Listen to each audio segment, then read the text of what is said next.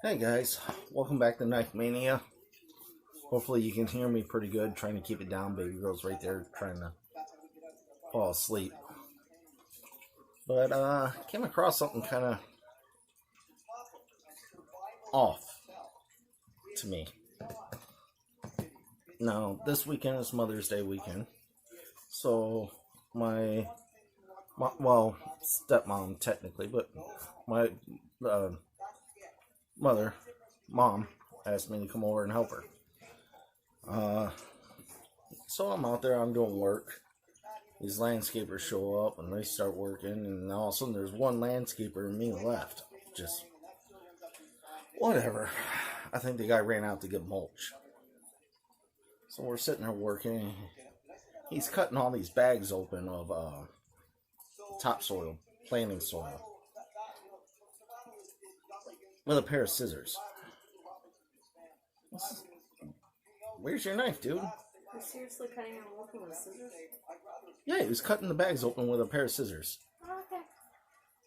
I says, well, where's your knife, dude? He goes, well, I don't have a knife, this and that. I was like, well, I'll cut open the bags. You spread them. You know, technically, I'm not getting paid or nothing. I'm just trying to help my stepmom out, right?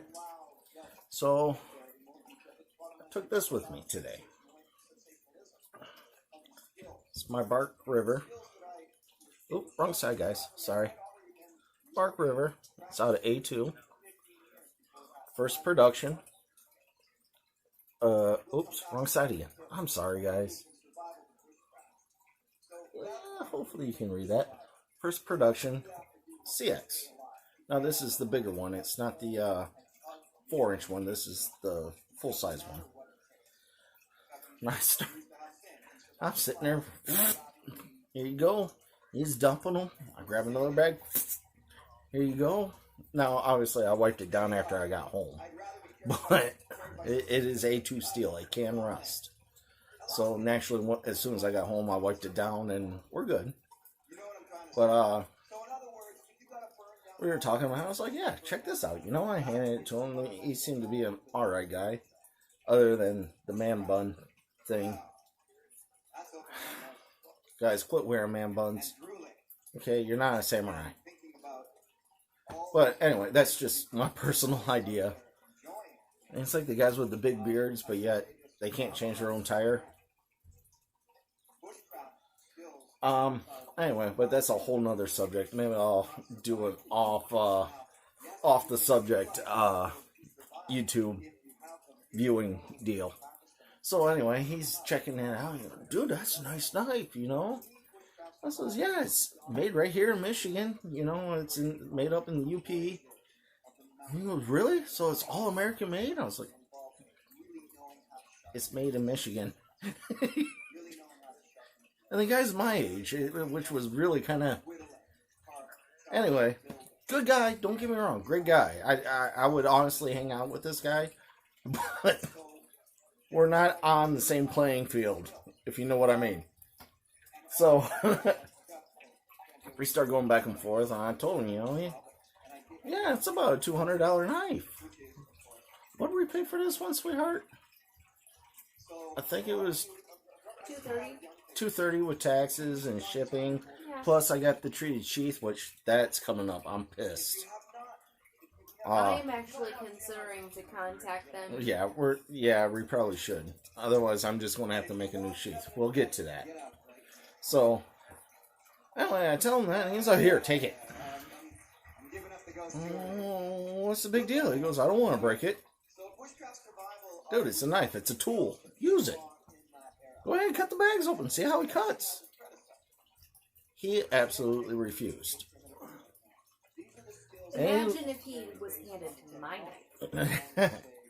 Yeah, he probably would have been like, nope, here. But anyway, so I said, well, what's the big deal, dude? He goes, if I had a knife that expensive and that nice, I'd never use it. I says, well, what do you mean? He goes, what do you mean, what do I mean? It's an expensive knife. Why would you use it just for yard work or out cutting up wood or whatever? Because I used it to cut some weeds out of the way. I used it to cut a couple branches off that itty-bitty tree that was right next to the garage. Yeah. I hacked all the limbs off of it so I could cut it down with my axe using this. All right. Actually, it's a pretty decent chopper. I was surprised. But anyway, I says, look, dude, it's a tool. He goes, no. I said, look, all right, let me explain to you this way. You do yard care, right? And of course, he goes, yeah. I says, you got a steel chainsaw. You got a steel leaf blower. I forgot what, it was probably another steel weed whacker sitting there. I was like, you probably got $1,500 tied up in those 3 tools, maybe $2,000. He goes, yeah, but I can count on them. But they're a tool. He goes, yeah. I was like, this is a tool. You know, you buy the higher end tools so that you can count on them, so you can rely on them. You don't have to have doubts. I can take this out, split, baton with it all day long, and I don't have to worry about it breaking. Okay, say in a survival situation, maybe a week long, and I still would be able to do it. As much as I love my Moras, this would not hold up as long as this. You pay what you get for, man. And after I put it to him like that, and hopefully this settles a lot of weirdness about buying expensive knives. Now, I actually just ordered my Benchmade, and that'll actually be here this coming week, along with my new camera and everything, guys. That was kind of what I felt purchasing mine. Yeah. The amount of money that I spent. She's still going through it with her knife. She's got that same gut-wrenching feeling about using her knife. I'm there, but because I haven't gotten out there. So, guys, if you spend that kind of money on a knife, you should be able to expect A, it will work. B, it won't break. Therefore, number 1, it will work. C, it'll hold an edge for longer periods of time. Refer back to 1, it will work. If you buy an expensive knife, like none of my Bark Rivers are under $200. Okay, even my Puku.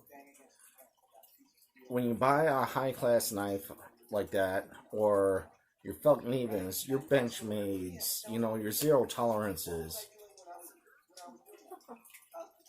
they're going to work. They're not made to fail. Now, granted, this isn't designed to fail, but it's not nearly as strong as this, or even my Puku, The only bad thing about buying expensive knives is you got certain jumps, like say this is your gas station kind of knife, and then all of a sudden you get the Mora. There's a big gap. And then from Mora you go to, let's say some of the Condor blades. I like Condor blades as well. Well, from here, it might only be a jump like here. And then from there, it's a shorter step. But the price increases a lot. So a $200 knife might only be slightly better than like a $100 knife. And normally in prices, what I range knives from in mine is a cheap knife is $50 or less. For a decent knife, you're going to pay $50 to $100. For a good knife, you're going to pay anywhere from $100 to, say, $350. Okay? And let's say, like, yeah. And once you get above that, you're getting into custom materials, you're getting into the extremes, okay? So, like hers, I consider hers a godly knife because it's our crew wear. Meanwhile, I consider my Loveless Drop Point Classic by Bark River. It's not an actual Bob Loveless, but it's all Elmex. So again, that's upwards of $300 to $350. My particular knife would have been more expensive if I had gone with a different type of. Yes. If she would have gone with a different handle, her knife could have been pushing $380, I think was the most expensive one we've seen. It was closer to But so basically, you get better and better materials, but because of that, the knife performance might be a little bit, but the price jumps a lot. So, unfortunately, that happens with knives. It really does, guys. So, if you can get away with, say, that $100 and less, go for it. I mean, they'll work. They'll do what you need to do, except for the really cheap ones. Stay away from the really cheap ones. Please. You'll end up hurting yourself or someone around you.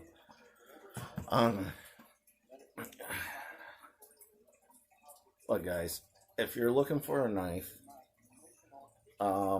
brand names, I would say everything other than Gerber, unless it's their multi-tools. Now, their multi-tools rock, okay? But their fixed blade knives and the regular pocket knives, stay away from those. Kershaw's really upped their game a lot. Now, back in the early 2000s, you know, when I was finally right at 18, I could go out and buy a knife for myself. I bought a couple Kershaws. They were cheap. But all of a sudden now I'm doing the research, and all of a sudden Kershaw they made that leap somehow. I don't know. They're using better materials, better everything. And Kershaw is actually a pretty decent pocket knife anymore. They have that name for themselves, so they're trying to keep up with their competitors. Yeah, basically. And they've done a lot of crossover work with other knife companies, or not companies, but knife designers, which is really cool.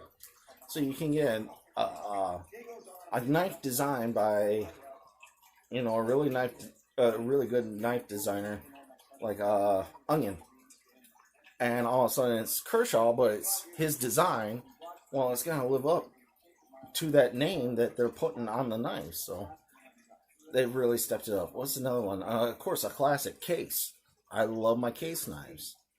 $100 or less, but great folders. Slip joints at that, for the most part. Like your Trapper double X's.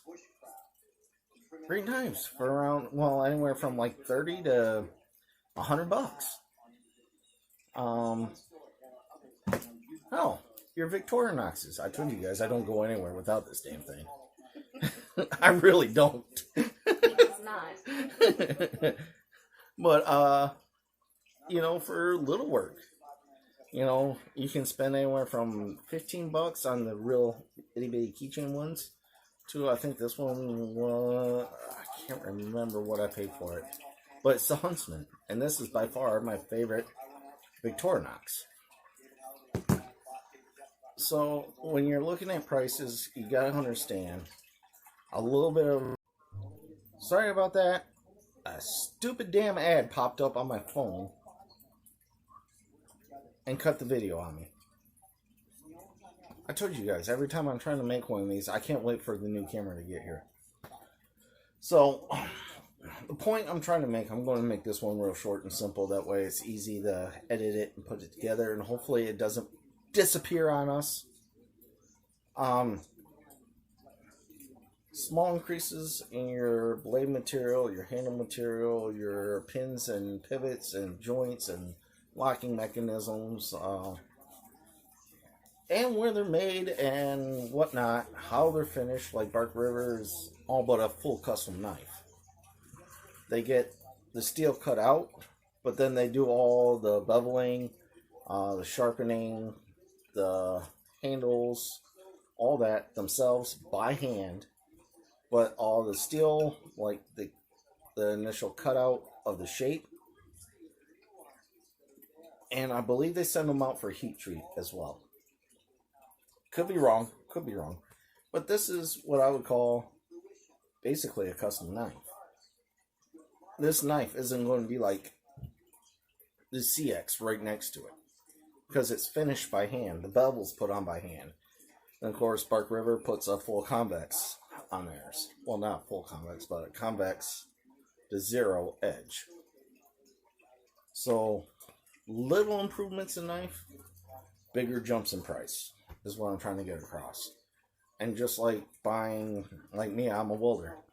Am I going to go out to Harbor Freight, or would I rather buy, a Lincoln or a Miller? I'm going to buy the Lincoln or the Miller and use that welder.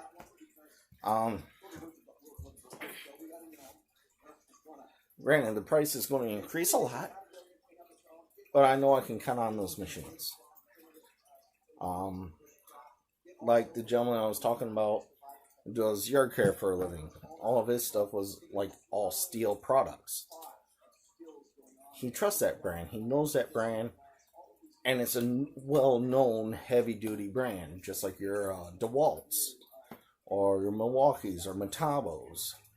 You'd rather buy those than going and getting Chicago Tool through Harbor Freight. It's that whole idea. It's that whole concept. A little bit better, but a bigger price jump. So keep that in mind. Your knives are tools. I never consider it a weapon. Because honestly, using your knife as a weapon is a last defense tool. So it's still a tool. I would much rather have a stick 3 feet long than have to use my knife to defend myself. So again, your knives are tools. The better the tool, the more it's going to last, the more you can use it. The longer it's going to last, the less you have to worry about it lasting or breaking or something going wrong. But again, it's those little jumps, bigger price jump. And that's just the way it is. You get these full custom knives and people are paying, $1,200 for. Well, why are they paying that kind of money? Because of the material, the time put into it, and the craftsmanship, the hand craftsmanship. That's why hand-forged knives, handcrafted knives, even, let's just say this is a semi-custom, okay? Semi-custom knives. They are going to run higher than your production knives. So, there you go. It was just some food for thought. I came across this today, and I realized I never really addressed it before. Why buy a super expensive knife when Amora is capable of doing it? Yes, Amora is capable of doing it. It's a question as to how long. So, until next time, guys, keep your knife sharp, keep your fingers out of the way. The missus, while I'm doing this video, is actually uploading the 2 videos that survived from when I was up north. One is the very ending video where I go through all the knives and talk about them, what I think, including the crawl. Which should be live just about now. It should be live, well, let's to be safe, by 9 p.m. And this is Eastern time, 9 p.m. Eastern time. And as soon as I see that one's uploaded, I'm going to upload this video probably simultaneously while she's uploading the last video. Hey, you guys can see me. And the very last video is just me taking around my property up north. That one survived at least. I talk about the crawl in the end video. If there's any questions about that, please leave it in the comments. I will address it. And there's baby girl waking up. So keep your knife sharp. Keep your fingers out of the way. Later, guys.